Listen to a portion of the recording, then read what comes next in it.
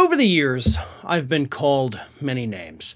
I've been called a Bernie bro. I've been called a Hill Bott. I have been called a neoliberal. I've been called a far-left lunatic.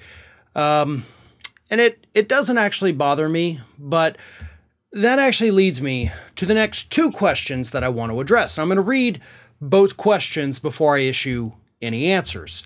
The first question came from YouTube Community Member Royce, Roy Copeland 9560.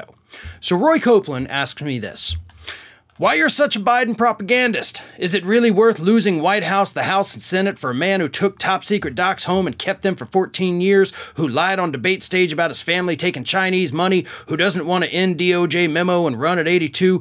Don't we have dozens of qualified Dems without 5 decades of baggage? Because, you know, I'm a Biden propagandist. Then the next question is from YouTube community member Toots 19, and Toots 19 wants to know, I want to know why you hate Biden. You're suggesting that we vote for who exactly? The alternative is outstanding, so tell us, who do you want at ROF? Not Kennedy, I hope. Now, the reason, obviously, I'm lumping these two questions together is because they're two completely conflicting points. Like, they both cannot be true. How can I be both a Biden propagandist and absolutely loathe President Biden with every fiber of my being? It's simply not possible. And here's the fun part. I'm neither of those things.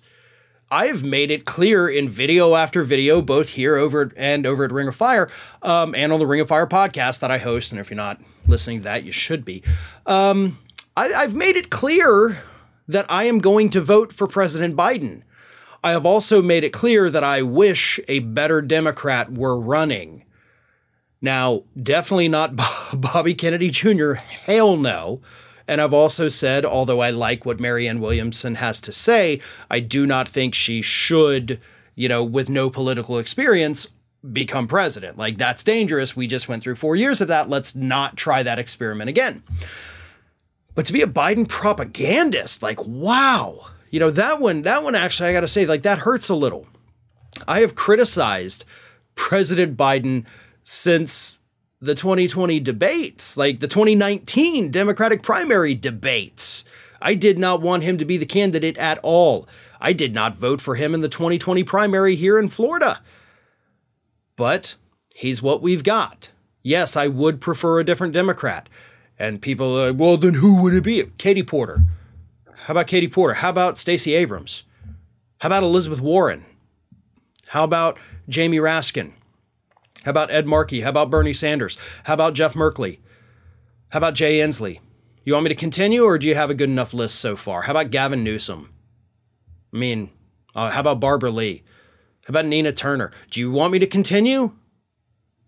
There's plenty of good names of people out there that have political experience that could do this, that would have a shot, that would bring us good leadership here in the Democratic Party.